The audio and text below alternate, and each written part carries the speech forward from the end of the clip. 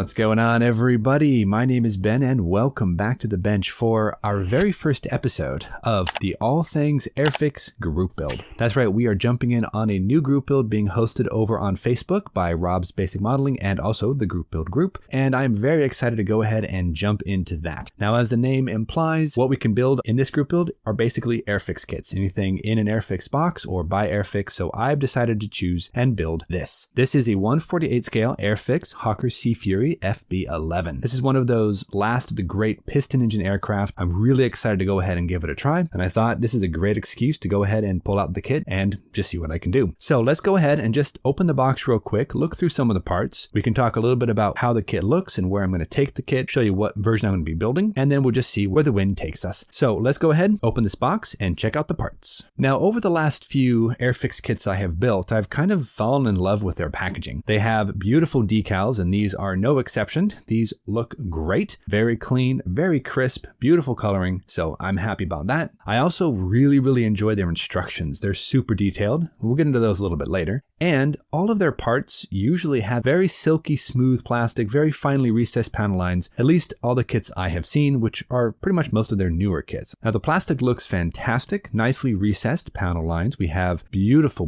detail. These are the wheels right here, very unusual having the hub mounted on both sides, but the tire only on one side, kind of interesting. We have some great detail in the wheel wells. We could add a little bit more wiring here and there, but overall looks pretty good. And the cockpit tub itself, I don't know much about the Sea Fury, but the detailing looks pretty decent here. I'd have to do a bit more research to figure out if it's truly accurate, but it looks good. Turning over to the wings, we can see very finely recessed panel lines. We do have a little bit of a thicker gate between the sprue and the part, but that's okay. I don't think that'll be much of a problem to go ahead and cut off and sand down. We have, like I said, mostly recessed panel lines with some surface detail that is raised, very fine rivet detailing around certain panels and whatnot. I'm not sure if that's realistic to the actual aircraft. I don't know much about the Sea Fury, but I'm going to go ahead and say it's probably pretty close to being accurate. Now, I did hear one issue regarding the cowling. I've heard because it's a two-part cowling, I've heard that can sometimes be a little finicky, a little wonky in terms of fit, but we'll see when we get to that point. I'm sure we can go ahead and fix it up and make it look okay. The fuselage itself looks good. Again, nicely recessed panel lines, beautiful detailing, silky smooth plastic. I absolutely love how this looks. It is beautiful. I can't wait to go ahead and build this model for sure. We have just basically the front of the engine along with the cowling and the exhaust ports and all that, so it looks pretty decent. The control surfaces like the rudder and the ailerons and all of that has very finely riveted detail, and it's all raised. Again, I don't know if that's correct. That's going to make it a little bit more difficult to sand down parts and pieces, but most of these panel lines tend to fall with actually no rivets at all, so I think that's going to be okay. Now, doing a real quick close-up here, let's take a look at the decals. And as you can see, we have beautifully printed decals. We have a bunch of stencils, guys. We're actually given two different decal schemes, so that's pretty interesting. I like it. Moving on to the instructions. Now, I have actually kind of fallen in love with Airfix instructions. When I first started building these newer Airfix kits, I kind of felt like there was just too much information, too much going on. But once you kind of get used to it, you realize that they are giving you a ton of very useful and helpful information.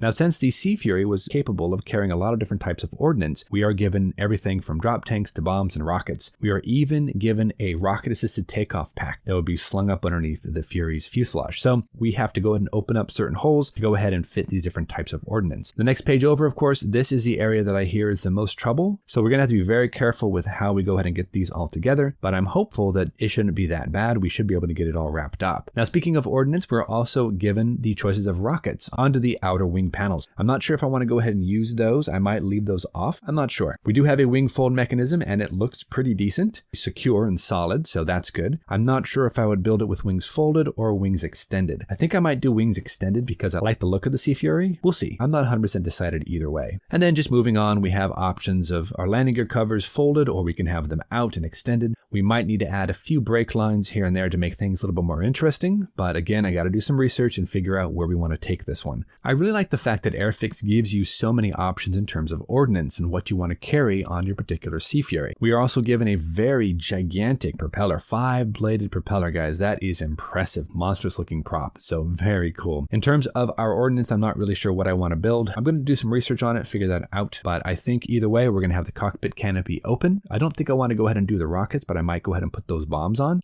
Flipping it over, we are given two different paint schemes. The very first one is from the Korean War, operating off of HMS Glory. And this is the one I'm kind of leaning towards doing. I don't know much about the Sea Fury involvement in the Korean War, but I would like to know more. So this gives me an opportunity to go out and search out some references. Color scheme is overall extra dark sea gray with sky lowers and side area.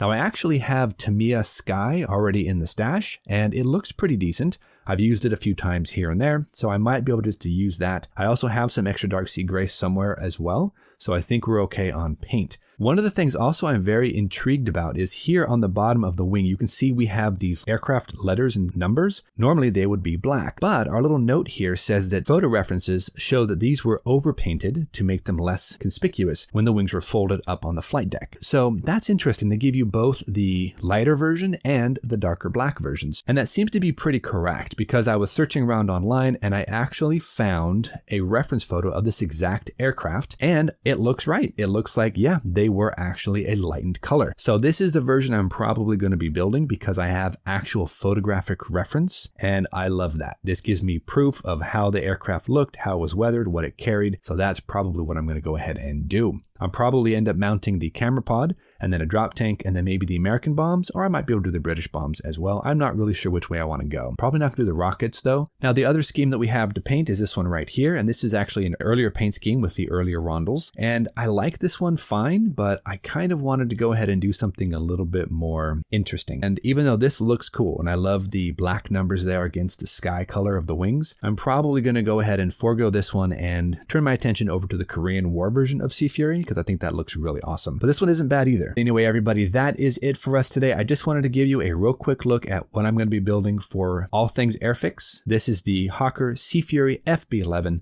I'm super excited to go ahead and jump in on this one. And this is actually perfect timing because I'm also building an F-8F Bearcat, and that is pretty much from the similar era of aviation. Both that last amazingly powerful piston engine aircraft that came out of World War II right before kind of jets took over and went on with it. So I'm happy with this for sure. Luckily for me, most of the reviews coming out of the internet about this kit just give it huge praises, except for the one little issue with the cowling. But I'm pretty sure if I take it slow and methodical, I'll be able to figure it out. Again, for the Ordinance, we do have Ordinance with this particular kit, and I'm very happy about that. We'll probably go with what we see here on the box. So a camera pod, along with a fuel tank and some bombs. And yes, this is actually a camera pod, if you can believe it. I thought it was some sort of weird rocket pack, but no, it's actually a camera pod. Kind of rare, as far as I know. But anyway, guys, that is all for us today. Thank you so much for joining us. Until our next episode, you guys know the drill. Go out there and get yourself some bench time, have some fun, build something cool. And we'll see you back here on episode number 2 for All Things Airfix and the Hawker Sea Fury FB11. Thanks so much, everybody. Take care, and we'll see you soon.